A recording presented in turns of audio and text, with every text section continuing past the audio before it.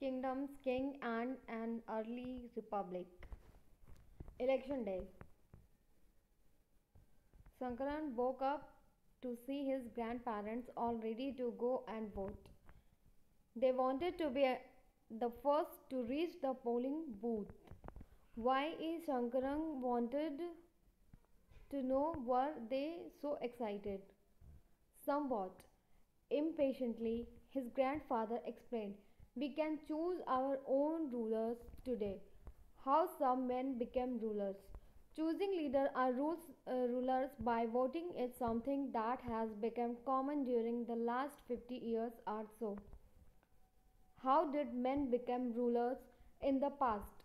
Some of the Rajas we read about in chapter 4 were probably chosen by the Jana, the people, but around 3000 years ago, we find some changes taking place in the way in which Rajas were chosen.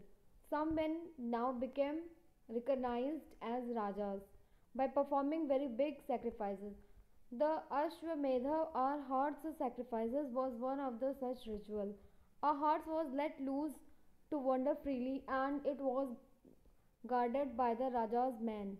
If the horses wandered into the kingdoms of other Rajas and they stopped it, they had to fight.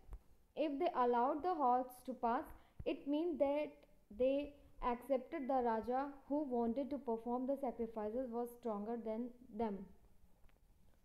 These Rajas were then invited to the sacrifices, which was performed by specially trained parties who were rewarded with gifts. The Raja who organized the sacrifices was recognized as being very powerful. All all those who came brought gifts for him. The Raja was a central figure in these rituals. He often had a special seat, a throne or a tiger skin. His charioteer, who was his companion in the battlefield and witnessed his exploits, chanted tales of his glory. His relatives, especially his wives and sons, and had to perform a variety of minor rituals. The other Raja were simply spectators who had to sit and watch the performance of the sacrifice.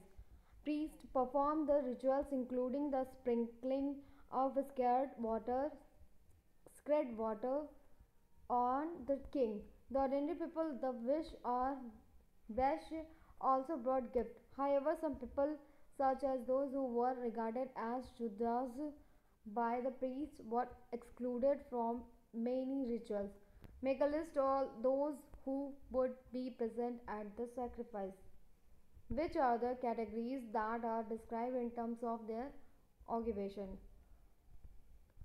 Varnas. We have many books that were composed in North India, especially in the areas drained by the Ganga and the Yamuna during this period. These books are often called later Vedic because they were composed after the Rig Veda, about which you learned in chapter 4. These include the Samveda, Yajurveda, and Atharvaveda, as well as other books. These were composed by priests and described how rituals were to be performed. They also contained rules about society. There were several different groups in society in this time: priests and warriors, farmers, herders, traders, craftspersons, laborers, fishing folk, and forest people. Some priests and warriors were rich, as were some farmers and traders.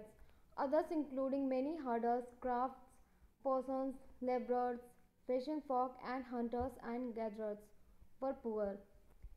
The priests divided people into four groups called Varnas. According to them, each Varna had a different set of functions. The first Varna was the of the Brahman. Brahmins were expected to study and teach the Vedas, perform sacrifices, and receive gifts.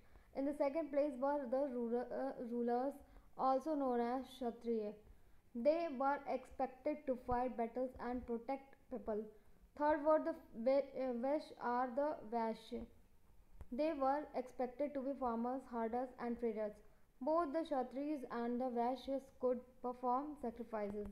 Last were the Sudras, who had to serve the other three groups and could not perform any ritual. Often, women were also grouped with the Sudras. Both women and Sudras were not allowed to study the Vedas. The priest also said that these groups were decided on the basis of birth. For example, if one's father and mother were Brahmins, one would automatically become a Brahmin, and so on. Later, they classified some people as untouchable. These included some craft persons, hunters, and gatherers, as well as people who helped perform burials and cremations. The priest said that contact with these groups was polluting. Many people did not accept the system of varnas laid down by the Brahmins. Some kings thought that they were superior to the priest. Others felt that birth could not be a basis for deciding which varna people belong to. Besides, some people felt that there should be no differences among us people based on occupation. Others felt that everybody should be able to perform rituals, and others condemned the practice of untouchability. Also, there were many areas in the subcontinent, such as the northeast, where social and economic differences were not very sharp and where the influence of the priest was limited. Why did people oppose the system of Varnas? Painted grey ware plates and balls are the most common vessels made out of painted grey ware. These are extremely fine to touch, which with a nice smooth surface. Perhaps these were used on special occasion for important people and to serve special food. Janpadas. The Rajas who performed these big sacrifices were now recognized as being Rajas of Janpadas rather than Janas. The word Janpada literally means the land where the Jan set its foot and settled down. Some important Janpadas are shown on map 4, page 49. Archaeologists have excavated a number of settlements in these Janpadas, such as Purana Killa in Delhi, Hastinapur near Meerut, and Antrajikhera near Etah. The last two are in Uttar Pradesh. They found that people lived in huts and kept cattle as well as the other animals. They also grew a variety of crops: rice, wheat, barley, pulses, sugarcane, sesame, and mustard. And there a crop in this list that was not mentioned in chapter 3. They made earthen pots. Some of these were grey in color, others were red, and one special type of pottery found at these sites is known as painted grey ware. As is obvious from the name, these grey pots and painted designs, usually simple lines and geometric patterns. Mahajanpadas. About 2500 years ago, some Janpadas became more important than others and were known as Mahajanpadas. Some of these are shown on map 4. Most Mahajanpadas had a capital city. Many of these were fortified. This means that huge walls of wood, bricks, or stone were built around them. Look at the picture. Mm, Important Janpadas, Mahajanpadas cities: Gandhar, Takshashila. You can see the Kabul River, Jhelum, Chenab, Ravi, Satluj, Beas, Indus. After that, Kuru, Hastinapur, Panchala, River Yamuna, Ganga, Koshala, Vaisali, Vaji, Magadha, Anga, Ang, Rajgir, Kaushambi, Son River, Avanti, Ujjain, Chambal, Narmada River, Tapti River, Mahanadi River, Godavari, Krishna, Tungabhadra, Pennar River, Kaveri River, Arabian Sea, Lakshadweep. Here it is Bengal, Bay of Bengal. And look here, this is Brahmaputra.